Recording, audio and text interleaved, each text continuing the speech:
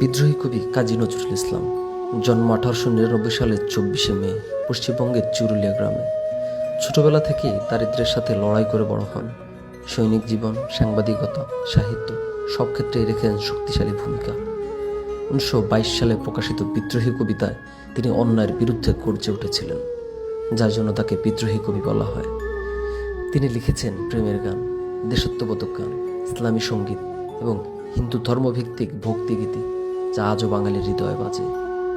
তার জীবন দুঃখে কষ্টে ভরা হলেও তার সৃষ্টিতে ছিল অমিত প্রাণের স্পন্দন। 1942 সালে গুরুতর অসুস্থ হয়ে বাকরুদ্ধ হন তিনি। 1976 সালের 29শে আগস্ট ঢাকায় বাংলা সাহিত্যের মহান যোদ্ধা চিরবিদায় নেন। কাজী নজরুল ইসলাম চিরকাল প্রেরণার এক অনন্ত দীপ্তি।